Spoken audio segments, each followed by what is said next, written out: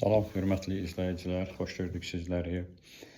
Sizinlə bir neçə məlumat haqqında paylaşmaq istəyirəm. Yəni, yay rejimi gələn kimi kombilər haqqında çox sorğu-suallarla rastlaşıram. Çoxlu telefon zəngləri olur. Kombidə niyə bu baş verir, nə üçün baş verir, bu nasazlığı necə aradan qaldırım? Əvvəlcədən sizə bir şey xatırlatmaq istəyirəm ki, telefonla müraciət edəndə bəzən onların dəqiqliyini görmək olmur. Hansı hissədən, hansı nasazlıqlar baş verir. Ona görə də xahiş edirəm. Deyəndə heç olmasa kombinin qapağını açın və orada mən sizə canlı bağlantı ilə göstərim ki, nəyi necə eləmək lazımdır. Bir izləyicim, yəni bir tanıdığım adam mənə zəng edib ki, kombim gah isti su verir, gah soyuq su verir. Hamamda bir də görürsən, yuyunan yerdə birdən isti gəlir, birdən də qəfil soyuyur. Bu niyə baş verir? Sual olunur. İndi bu suala mən cavab verirəm. Kombidə nasazlıqlar bir neçə şeydən ola bilər. Məsələn, hər hansı bir nasazlıq. Lap bu mövzu ilə bağlı olan suyun təzyiqi ilə bağlı problemlərlə bağlı bir neçə xatırlatma eləmək istəyirəm. Su təzyiqi kombidə düşüb, sıfıra düşüb. Aydın məsələdir ki, orada verilən koddan asılı olaraq tutaq ki, 10 verir, 4 verir, 4 verir, nəsə belə bir kodlar verilir. Bu təzyiqin qaldırılmasını məsləhət görür. Yəni, təlimat kitabçasında bu aydın göstərilir və siz məcbursunuz ki, suyun təzyiqini qaldırasınız. Siz suyun təzyiqini qaldırdınız. Ancaq yenə müraciət olunur ki, kombi çalışmır. Və sonunda görəsən, səbəb nədir? Niyə görə kombi çalışmadı? Gəlin belə bir şeyə baxaq. Təzyiqlə bağlı olan bütün orada nə ki var, suyun təzyiqlə bağlı olan bütün sensorlardır, nə bilim də nəsə onunla bağlı olan bir şeyləri nəzərdən keçirməliyik. Bayaq dediyim kimi, telefonla bunları deyib, həm özümüzə, həm də ki, kimsə sizə müraciət edir, onlara da biz cavab vermək əvəzinə məsləhət vermək istəyirik. Ancaq telefonla bunu anlamaq olmur. Yenə deyirəm, təzyiq əgər düşübsə, təzyiq sensoru, yəni təzyiq datçiki deyirik orada, bu əsas səbəblərdən biridir. Yəni, təzyiqi qaldırdınız, təzyiq yerindədir, 0.5-dən qalxızdı 1.5 arasına qoydunuz və kombi yenə çalışmadı. Bu deməkdir ki, əsas məsələ burada su təzyiq datçikidir. Su təzyiq datçiki niyə məsələn belə bir halın baş verməsinə səbəb olur? Çünki su təzyiq datçiki oradan keçən suyu hiss edir və normal bir su şəklində sistemə daxil olduğunu göstərir. Ancaq elektronik karta, yəni anakarta məlumat götürə bilmir. Nasaz olduğu halda belə hal baş verir. Bundan ötürü su təzyiq datçikini söküb, onu yenisi ilə əvəz etmək lazımdır. Yoxlamaq da olar. Onlar iki cürdür. Bir var manual, bir də ki var elektron hissəli su təzyiq datçikləri. Yəni, mexaniki olanları təmir eləmək olur, onun deşiyindən, kombinin xəttin üstündən açıb, onun içərisinə küt iğnə ilə, nəsə bir şeylə salıb, onun içində qalan zir-zibili təmizləməklə onu bərpa eləmək olur. Ancaq elektron su təzyiq datçiklərini biraz təmirə ehtiyacı mən elə bilirəm ki, yoxdur, çünki onlar artıq sıradan çıxır və sıradan çıxdığına görə yenisi ilə əvəz etmək lazımdır. Bu söhbəti burada bağlayaq. Yəni, keçək indi bəzi suallarda cavablandırmaq istəyirəm. Su, ümumiyyətlə, kombidə isti su zəif gəlir. Bu su niyə zəif gəlir, nə üçün zəif gəlir, onu sizə məlumat verəcəm. İlk öncə onu bildirmək istəyirəm ki, kombiyə girən suyun giriş xətti üzərində su kobud təmizləyici filtr olmalıdır. Bu kobud filtr gələn bütün çirkləri, zibilləri orada tutub saxlayır və eyni zamanda həmin o giriş xəttində, kombinin soyuq su giriş xəttində, borularda yox, kombinin öz giriş xəttində, altdan baxanda soyuq suyun girişində bir filtr var, plastik bir filtr var. Bir dəfə heç olmasa onu ildə, heç olmasa 6 ayda bir onu çıxardıb təmizləmək lazımdır. Və siz onu oradan çəkib çıxardanda, düzdür, biraz çətinliklə çıxır, onu bir nəsə ehtiyatla çıxartmaq lazımdır ki, filtri zədələməyəsən, plastik olduğuna görə tez zədələnə bilər.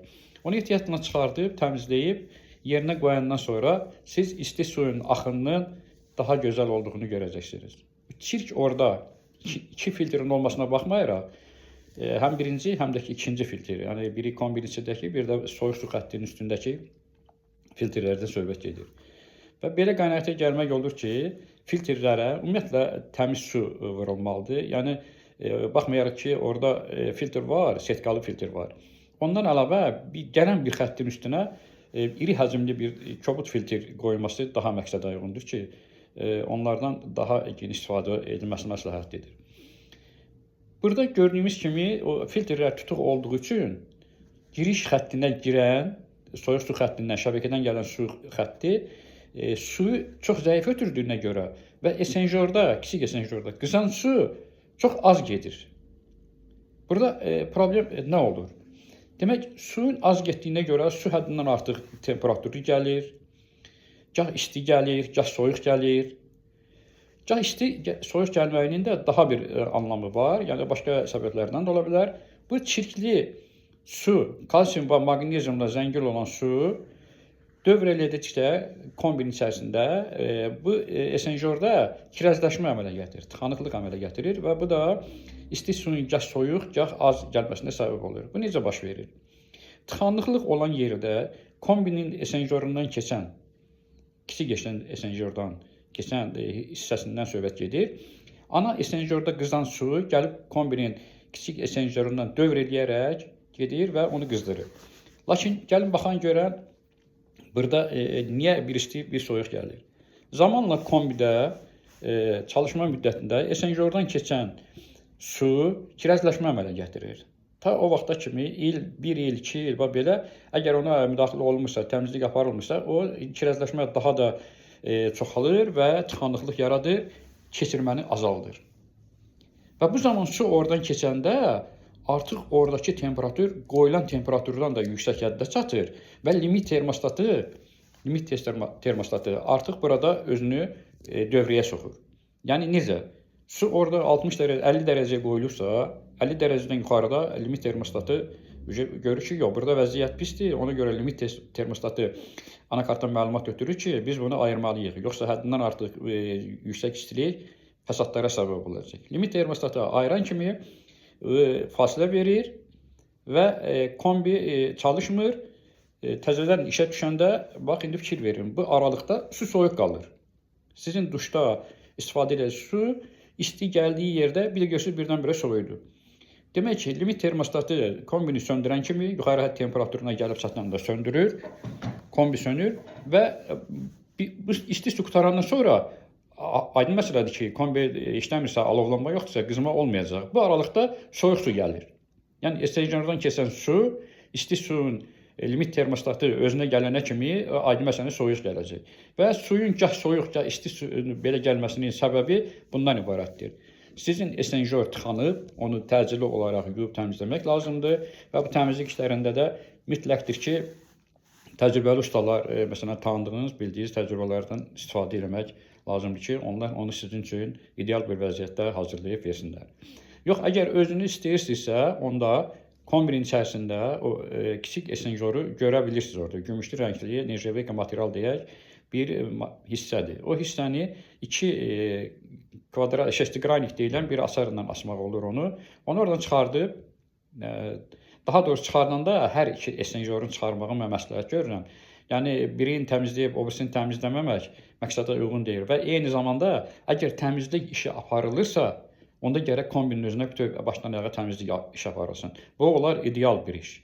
Yəni, bu işi yerinə yetirmək üçün yenə deyirəm, əslində ustalar, mütəxəssislər müdaxilə eləməlidir. Siz özünüz eləyirsinizsə, eləyin. Ancaq yenə deyirəm, sizin elədiyiniz iş, tutaq ki, esenjoru təmizlədiniz, qoydunuz ora, məsələn, tutaq ki, hər hansı bir kimyasal maddələrlə onu təmizlədiniz, qoydunuz yerinə və görəcəksiniz ki, orada artıq sizin yuduğunuz esenjorda effekt çox zəif olacaq. Bəzən kirəzləşmə o qədər möhkəm olur ki, onu kimyasallarla təmizləmək olmur. Belə vəziyyətdə, həddindən artıq tıxanma vəziyyətində həqiqətən də esenjor deşilir. Və deşiləndə problem daha da artıq olur. Yəni, kirəzləşmə, paslanma və tutqunluq, belə bir şeyin yüksək temperatur, bunlar hamısı ona təsir edir. Və deşilmə də baş verir.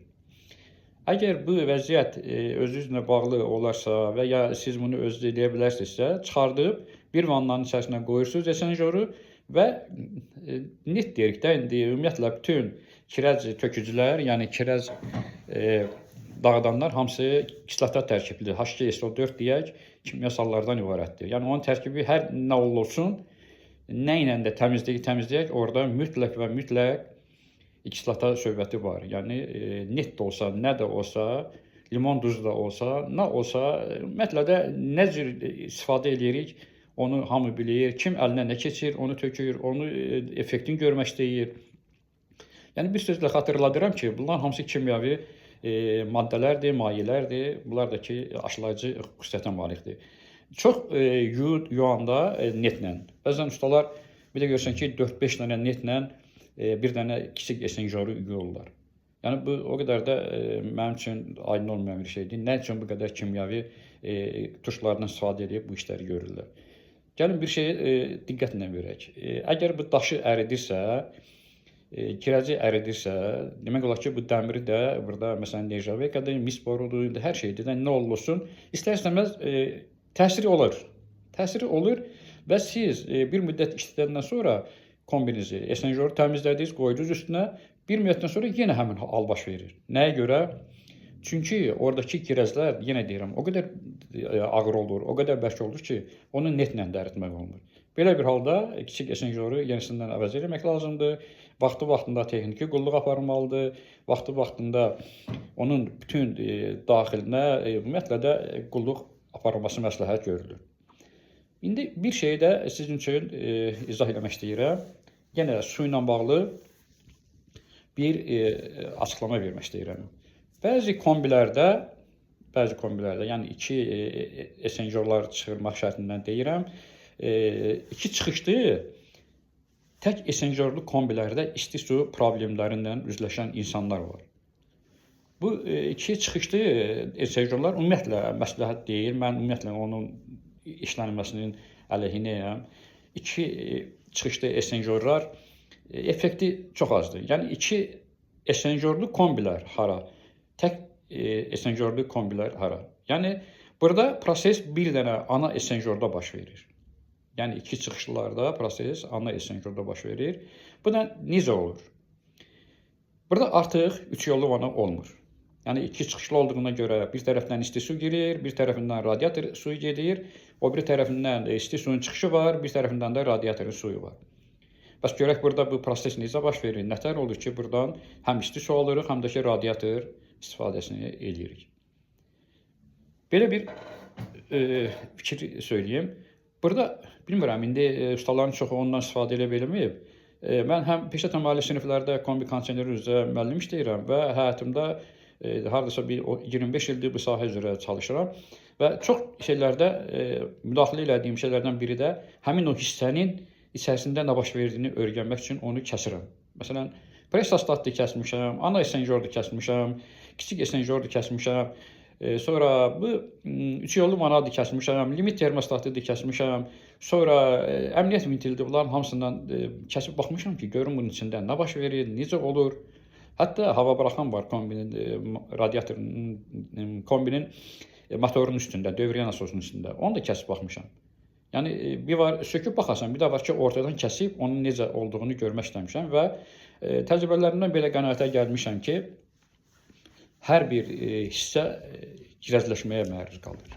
Elə əmniyyət vintilini götürək, o da zamanla işləyir və orada əsas o təxliyə məqsədindən istifadə olunur. Həddindən artıq çox su olanda, məsələn 3 bardan yuxarı olan kimi buraxır və buraxanda onunla bərabər oradakı kirəzləşmiş daşlar var da, orada xırda-xırda daşlar var. Əmniyyət vintilinin başlığına gəlib ilişir, orada rezin altında, diafraqmanın altında ilişib qalır və bir də görürsən ki, təsadüfən su axmağa başlayır. Bundan ötürü mən araşdırmaq varmışam ki, bundan niyə su axıdır və axırda belə qənaətə gəlmişəm ki, əmniyyət vintilinin arasına girən o xırda hissəciklər ki var, gözlə görünən, görünməyəndə orada lazımdır ki, 1 millimetr olsa, yəni az aşağı mikro olsun, belə olsun, onlarda görmək olur ki, su axıtmalar baş verir. Hər bir damcı da öz aramızda bir 10-15 damcı damından sonra kombidə təzyiq aşağı düşür və bu da ki, əsas səbəblərdən biri kimi götürülür. Bunu burada saxladıq və keçdik indi iki esenjorlu ilə tək esenjorlu kombin arasındakı fərqi izahımıza. Demək, isti su burada necə qızır? Burada üç yollu, iki çıxışda esenjorlarda, iki çıxışda ayrıdır, iki esenjorlu ayrıdır. İki çıxışlı bayaq dediyim kimi 2 dənə girişi çıxışı var və buradan həm isti su, həm də radiator gedir. O kəsmə söhbətini ona görə saldım ki, mən onu kəsib içərisindən baxmışam. Qızma kamerasında, qızma esenjorda suyun necə qızdığını görmüşəm. Yəni oradan borular keçir. Borunun içindən boru keçdiyinə görə yanma kamerasında alovla isinən sular ikisi bir yerdə keçir. Bəzən elə hallar olur ki, orada o qədər kirəsinləşmədən, müxtəlif səbəblərdən baş verən hallardan iki borudan biri deşilir. Əgər biri deşilərsə, məsələn, elə götürək məişət suyunu, məsələn, hamama, vannikə, məsələn, mətbəxə gedən suyu, bunun turbası deşilərsə, yəni ana esenjorun içərisində, orada su təzyiqi artmağa başlayır. Təzyiq artmağa başlayır və əməliyyat ventili dediyim, yenə həddən artıq görür ki, üst bardan yuxarıdır, onu aşağı buraxır, təxliyə eləyir. İndi bunun iş prinsipinə baxaq. İki çıxışlı esenjorların, yəni tək esenjorların iş prinsipi nətərdir? Burada yenə deyirəm, 3 yollu vana yoxdur, yəni istiqamət dəyişdirici yoxdur. Burada yalnız və yalnız su, şəbəkədən gələn su, axın turbini vasitəsilə komanda verilir, ana kart vasitəsilə, elektronik karta. Yəni o xəbər göndərir ki, mən suyu aldım və manyetik vəziyyət yaradır. Su alınan kimi elektronik kartdan alışma söhbəti gedir. Artıq burada nə dövriyyə nasosu lazım olur, nə də ki 3 yollu nasos lazım olur. Yəni suyun qabağını açıb bağlamağa heç bir ehtiyac qalmır. Yəni olmayan bir şey haqqında danışmaq da olmur. Yəni su burada şəbəkədən gələn su axın turbini vasitəsilə anakartdan məlumat ötürülür və alışma baş verir. Belə təsəvvür edək ki, elə bilin ki, ani su qızdıırıcı, yəni pneumatika dediyimiz bir şeyin əlamətini burada görürük. Yəni pneumatika necə yanırsa, şəbəkədən gələn su girir onun içərisindən gedir. Elə bil ki, burada həm radiatorun, həm də ki, pneumatikanın əlamətlərini görürük. Yəni ikisi bir esenjorda bu həyata keçirilir. Yəni burada da problemlər çoxdur. Problemlər ona görə bayaq da dedim ki, hər bir qurğu işlədikcə müəyyən tıxanmalara, kirəzləşməyə səbəb olur. Yəni bunlar o qədər belə özdə eyni borudan keçdiklərinə görə bir borudan. İndi onu qismət olar mən sizə həmin şeyləri canlı göstərirəm bir iş yerində. Onları mən sizə aydınca başa salaram. Ancaq çoxlu xahişləri nəzərə alıb bu şeyləri sizin üçün deyirəm ki, yəni belə şeylərin həyatda baş verməsi mümkündür. Bu mümkünlüyü də yerinə yetirmək üçün yenə deyirəm, mən olmayım, qeyrisi olsun, kim olsun, ancaq ustalara müraciət edin. Çünki ustalar nəyi, harda və necə eləməyi çox gözəl bilirlər.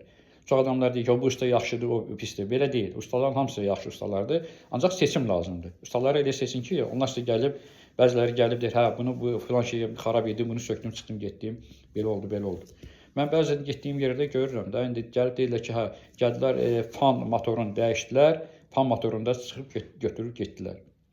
Niyə görə dəyişiblər? İndi bir dənə açıqlama verim. Burada presostat, yəni kombinin tənəffüs orqanları olan baca, presostat, fan, bunlar üçü bir yerdə çalışır və üçü bir-birinə komanda ötürür. Əgər fan işləməsə, presostat işləmir, presostat işləmirsə, demək alışma getməyəcək. Bunlar üçlü, yəni baca, fan, presostat üçü bir yerdə çalışdığına görə problem bu 3 dənəni bayaq dediyim kimi əvvəldə xatırlatma vermişdik ki, bir hissədə yox, onunla bağlı olan, məsələn, fanla bağlı xəta kodu verir Y03. Yəni müxtəlif xəta kodlar, məsələn, dəmir tökümdə ayrıdır, emerqazda ayrıdır. Yəni fərqi yoxdur. Hər hansı birlərində xəta kodu verirsə, onun qarşısında, təlimat kitabçasında, onun qarşısında xətanın hardan baş verdiyini və necə baş verdiyini isə məlumatla. Bu da xəta kodu ipucudur. Yəni insanlar özləri də bunu başa düşüb, deyə bilərlər ki, hə, bu məsələn xəta kodu verilibsə, burada göstərilir. Tutaq ki, təzyiq düşür. Təzyiq düşür, demək nədir? Təzyiqi su vurmaq lazımdır. Təzyiqlə bağlı olan, o bayaq əvvəldə dediyim kimi, təzyiq sensorudur, təzyiq datçikidir, axın turbinidir. Bunlarla bağlı araşdırmaq varmaq lazımdır ki, görək hansındadır. Və bununla bağlı çox danışmaq olar. Kombilər ümumiyyətlə mürəkkəb quruluşa malikdir. Mürəkkəb quruluşdan malik olmağına baxmayaraq, o çox gözəl bir qurğudur. Həqiqətən də gözəl bir qurğudur. Çünki nəyə görə? Anında bizə həm radiatorlara xidmət edir, lazım olanda istehsalımıza xidmət edir. Yəni bu mühəndislərin yaratdığı gözəl bir nailiyyətdir. Hətta bundan əvvəl çox vaxtı belə bir sualla rastlaşırdım. Deyirdi, nəyə görə yoxuşmalı kombiləri hazırlayırlar? Yəni yoxuşmalı kombilər çox gözəl kombilərdir və o ancaq və ancaq böyük villalarda, belə həqiqətən də çox istifadəli yerlərdə, idman zallarında, ümumiyyətlə böyük həcmli evlərdə istifadə olunması daha məsləhətlidir. Sual verdilər ki, bununla onun hermetik kombindən yoxuşmalı kombinin fərqi nədir? Niyə bunlar bir-birinə fərqlənir? Gəlin belə bir analiz aparaq. Hermetik kombilər, indi hamımızın evində bu hermetik kombilər var.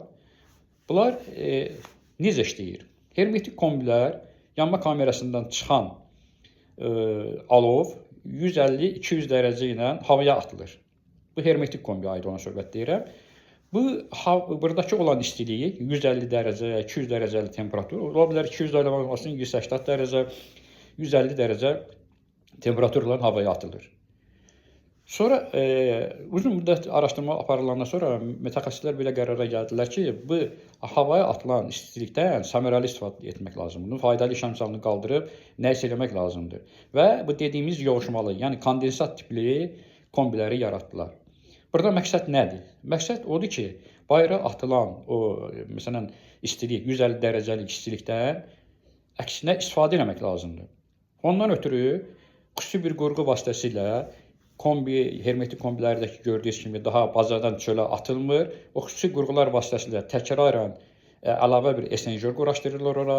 O esenjör vasitəsilə su geriyə qayıdır və bu istilik orada həmin esenjördən ilk keçən suyu nisbətən də olsa qızdırır və təkrar ötürür ana esenjöra. Burada ana esenjör da fərqlidir, burada yanma kamerası da fərqlidir. Buradakı, məsələn, fan, qaz fərqi də çoxdur. Yəni, ana esenjör deyəndə biz burada hermetik kombilərdəki kimi esenjör yox, dairəvi bir, silindrik bir qutunun içərisində bilinən bir şey kimi görürük. Esenjörlər arasındakı, esenjör deyəndə boru xəttləri, esenjörün içərisindəki xəttlər, borular bir-birinə çox yaxındır. O birisi kimi məsaməlidir ki, oradan hava geçsin. Qazla havada hermetik kombilərdə olduğunun əksinə olaraq ikisi bir yerdə hazırlanıb yanma kamerasına ötürülür. Yəni buradakı fərqləri görürsünüz, bilirsiniz ki, bu tam başqadır, hermetik kombi tam başqadır. Yəni yanma kamerası da fərqlidir, fan təmiz havanı içəri gətirir, yanmış qazları çölə atır, bu hermetik kombiyə aiddir. Burada isə yoxuşmalı kombilərdə bu adətən ikisinin bir yerdə, məsələn, qazla havanı bir yerdə hazırlayıb yanma kamerasına göndərir və orada alışma baş verir. Su da orada qızaraq gedir lazım olan istiqamətə, ya radiatorlara, ya da ki, məşəl suyunun qızdırılmasına xidmət edir. Beləliklə, mən çalışıram ki, kiməsə nə lazım olarsa, nələr baş verərsə və niyə baş verərsə, bu nasazlıqları necə qaldırmaq lazımdır, nə üçün istifadə etmək lazımdır ki, belə hallar baş verməsin. İlk öncə xatırlatmaq istəyirəm ki, kombiyə vaxtı-vaxtında qulluq edin. Kombinin quraşdıracağı yerə fikir verin. Kombinin bazasına fikir verin. Çünki kombinin bazası çox önəmlidir. Kombinin bazasının uzunluğu 50 santidən gödəyi 50 santidən 1 metr, 2 metrdən yüksəyi də xətalar verir. Yəni elə bir xətalar verir ki, anakarta kimi gedib çıxırlar, ustalar onu tapa bilmirlər. Bu yaxınlarda bir evdə belə bir hadisə baş vermişdi. Tanış dostlardan biri idi. Dedi ki, kombi 3-4 saniyə işləyir, sonra sönür, işləyir, sönür. Anakartda çıxarıblar, aparıblar, heç bir şey eləyənməyiblər, gətiriblər, təzədən qoyublar. Yenə bir şey olmayıb. Demək, orada nə baş verirdi uşaqlar? Demək ki, belə bir hadisə olub. Borunun uzunluğu təxminən 4 metrəyə yaxındır. Kombidən, cam balkondan gedib çıxır, 4 metrə uzunluqdadır. Mətbəxə qoyulur və mətbəxdən də balkona, balkondan da cam balkon vasitəsilə ötürülür bayıra. Bu məsafə 4 metrdir. Burada, düzdür, bunu gələn videolarda mən sizə anlatma verəcəyəm. Niyə bunlar belə olur, nə üçün olur? Ancaq yenə qısa olaraq bəzi sözləri demək istəyirəm. Baca çox önəmlidir, həqiqətən. Kombidə bazanın, hətta orada meyillik söhbəti də var. Məsələn, 2% meyillik olmalıdır, 2%-dən yuxarı kondensat tiplərdə olmalıdır. Məsələn, 2, 3, 4, belə bir meyillik olmalıdır ki, kondensatlarda. Orada kondensat suyu bayıra yox, kombinin içərisinə axsın. Birində isə bayıra axmalıdır, meyillik, hermetiklərdə bayıra olmalıdır, meyillik olmalıdır 2% aşağıda. kondensat tipli kombilərdən, yəni yoxmalılarda isə yuxarıda olmalıdır. Bu vəziyyət necə baş verir orada? Niyə bu kombi işləyir, sönür? Aydın oldu ki, boru zamanla işlədiyinə görə kirezdən tutulur, tozdan, çirkdən, arıların, böcəklərin, hörümçəklərin torları vasitəsilə orada qazın bayıra atılması, təmiz havanın sorulması prosesi baş verir. Bu da onun yanıb sönməsinə səbəb olur. Yəni, hava olmayan yerdə alışma olmur. Havanın yanmış qazı çölə çıxmayan yerdə alışma olmur. Bu tıxanmanın səbəbini olmuşdur. Mən orada olan, düzdür, telefonla belə şeyləri canlı bağlantı ilə deyirəm, ancaq yenə deyirəm, yanımda olmayanda bəzi şeyləri araşdırmaq olmur. Orada çalışan ustaya məsləhət gördüm ki, bir eksperiment aparaq, borunu kombinin 90 dərəcəli əyməsindən çıxardıb bunu yoxlamaq lazımdır. Yəni, bir qədər borunu bir-birindən aralamaq lazımdır ki, əyməyə girən borunu, 90 dərəcəli boruya girən turmanı arala ki, görək orada vəziyyət həmin baş verəcək, baş verməyəcək. Yəni, o prosesi usta yerinə yetirdi, yerinə yetirəndən sonra dedi, başladı işləməyə. İndi burada nə fikirləşməyin, mən onu deyirəm ki, yanmış qazın bayıra atılması, təmiz havanın içəri girməsi üçün normal şərait lazım olmalıdır. Bu normal şərait nədir? Təmizlik, qulluq. Bazanın, məsələn, uzunluğu çox fəsadlar verir. Bazanın gödəliyi də, məsələn, 50 sm-dan aşağı olması da çox fəsadlar verir. İndi baxır hansı hallarda. Bəs bu toz, torpaq deyirik, hardan gəlir, necə gəlir? Onsuz da havamız çirklidir. Kombi içəri sorduğu havanı tozla bir yerdə sorur. Bayıra atılan yanmış qazın üstündə özü bilirsiniz ki, yəni görürsünüz, hətta bunu esenjordan da görmək olur. Göm-göy, ağ tozlar bayıra atılandan deyirəm. Esenjorun altında da görürsünüz və hətta kombinin yanma kamerasına tökülür, altına tökülür. Onların hamısı görürsünüz. Bax, bunlar zamanla kombinin borusun, bazasını demək olar ki, tıxandırır. Bəzən deyirlər ki, küləkli havada da belə hal baş verir. Eyni vəziyyət küləkli havada baş verirsə, boru əlamətidir. Küləkli havada kombi sönür. Yəni, boru tıxanıqlı olanda, hər iki boru, daxili və xarici boru tıxanıqlı olanda, burada bu baş verir, yəni proses baş verir, yəni yanıb sönür. Bu yanıb sönmə, yenə deyirəm, fan prosestat baza problemidir. Yəni, bu tənəffüs orqanının, mənim öz fikrimdir bu, tənəffüs orqanı ona görə deyirəm ki, bunlar tənəffüs orqanıdır, prosestatdır, fandır, bir də ki, bazadır. Bu daxili və xarici borular burada önəmlidir.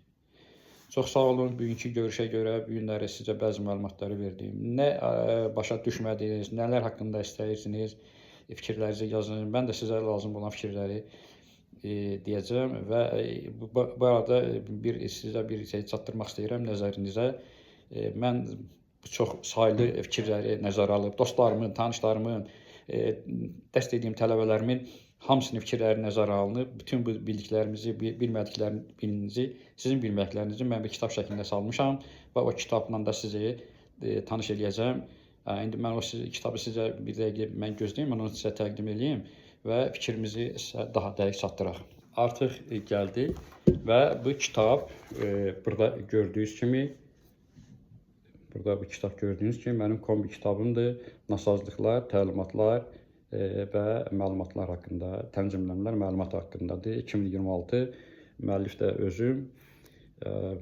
Bu da ki, kitabdır. Yəni, kitab ilk öncə nə üçün nəzərdə tutulub?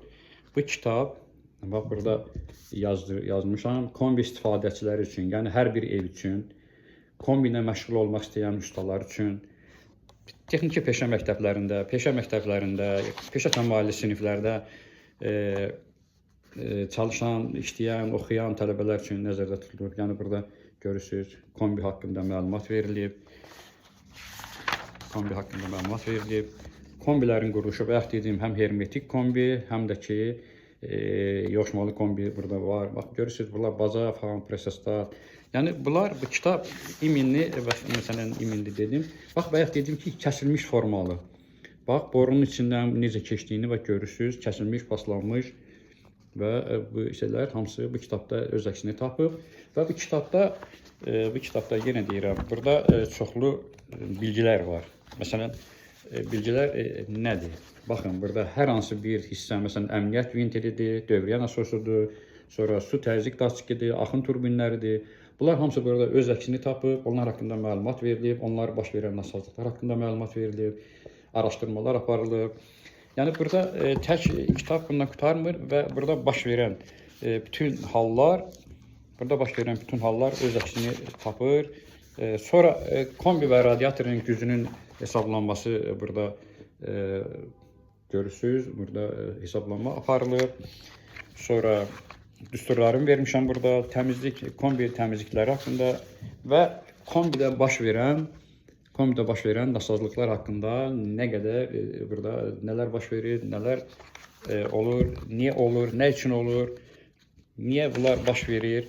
Məsələn, bax burada hamısını yazmışam, bütün şeylərə bax. Kombi niyə çalışmır, kombi niyə isti su vermir, kombidə təzyiq niyə qalxır, kombidə təzyiq niyə düşür, kombi durduq yeri təzyiq niyə qalxır. Burada bu kitabda, yenə deyirəm, bu kitabda mən çox şey anlatmağa çalışmışam. Yəni burada çox bilgilər vermişəm. Yəni bilinməyən də bayaq dediyim kimi ya 3 verir, ya 10 təzyiq daşçının şeyini göstərir. Ancaq problem su ilə təzyiqin qaldırmasından düzəlmir. Burada bilinməyən xətalar var. O bilinməyən xətaları axtarıb tapmaq üçün uzun müddətli ustalar gözəl bilir. Onun kimi məşğul olmaq lazımdır, bilmək lazımdır. Və bunun üçün də mən sizə yardımcı olmağı özümə borc bildim. Burada görürsünüz prestostatın kəsilmiş forması, filtrlərin vəziyyətini görürsünüz, radiatorların qoşulmasını görürsünüz və eyni zamanda burada mən hardasa Azərbaycan öz ölkəmizdə nə qədər ki istifadə olunan kombilər var, onların hamısının xəta kodlarını toplamışam. Buradakı toplamalar ona görə vacibdir ki, məsələn, hər hansı bir şey götürək. Məsələn, Alarko Superfit kombisinin xəta kodlarının haqqında deyirəm. Burada Y4, Y3 haqqında söhbət edəcəm. Baza sığortası, yəni bu proses bayaqları dediyim kimi fan, prosestat və baza ola bilər. Sonra burada var fan nasazlığı, tək fan nasazlığı haqqında, məsələn, Alarkodan söhbət edir, Y16E-də, yəni Y deyirəm, E16 fan nasazlığı, tək fan nasazlığını göstərir, yəni tam doğru göstərir. Burada tamam başqa bir Beretta xəta kodları haqqında, məsələn, burada nə var? İstimə su sensoru xarici, məsələn, 07 kodunu verir, istimə su sensoru, yəni İsti su sensorumuz bizim buradan asılı olur və burada tam aydın görürsən ki, bunu deyir, yəni açıqlama verir, ipucu verir. Sonra Baymaq xəta kodlarında Y25 kodu maksimum istilik xəbərdarlığı. Yəni bayaq dediyimiz limit termostatı burada özünü göstərir. Bu limit termostatı nə üçün olur, necə olur? Buradakı aydın məsələdir ki, onun ətrafında axtarmaq lazımdır. Daha başqa bir kombi haqqında məlumat verək. ECA kombi, Calora Digital, Calora Premix və bunlar haqqında, Proteus, sonra Imergas kodları, Elo Major, Nikestar, Vitrix, sonra Elo Mini, Elo Miotus, Maktek, Proterium və bu kimi kombilər haqqında yenə deyirəm. Gördüyünüz kimi bu kitabda bütün kombilər Nobel'dadır, Zimmer'dir, Beretta'dır, Spartadır, bütün kombilər haqqında ətraflı məlumat verilir. Təzyiq sensoru haqqında, mat dövriyyə nasosu haqqında, əmniyyət ventili haqqında nələr var, nələr baş verir, niyə olur, onlar haqqında bu kitabda ətraflı məlumat vermişəm. Və yenə deyirəm, məsləhət almaq daha yaxşıdır, ancaq özün bunları öz gözünlə görmək daha yaxşıdır. Yəni bu kitab hər bir istifadəçi üçün nəzərdə tutulub, ev işlərində, məsələn, özünüz bunu yerinə yetirməyə özünüzə kömək ola bilərsiniz, nəyin harada, necə baş verdiyini bilə bilərsiniz. Yəni ki, kömək olduğuma görə bu kitabla hər bizə lazım olan bir şeyi nəzərinizə çatdırdım. Sağ olun, yeni videolarda görüşənə kimi.